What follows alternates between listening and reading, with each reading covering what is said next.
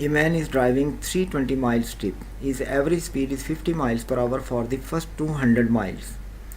What must his average speed for the rest of the trip in order to finish the entire trip in 7 hours?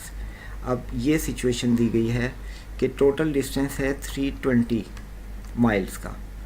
First 200 उसने travel किया, ये आ गया 200 distance जो इसने travel कर लिया है, बाकी बच गया 120 और फर्स्ट पार्ट के अंदर इसकी स्पीड है 50।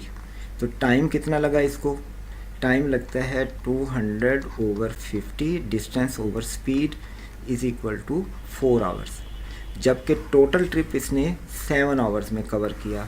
तो फर्स्ट पार्ट में इसने 4 आवर किए का टाइम लिया, तो 7 में से अगर हम 4 निकाल दें तो बाकी बचता है 3 आवर। इसका मतलब है सेकंड पार्ट में इसने 3 आवर का टाइम लिया है।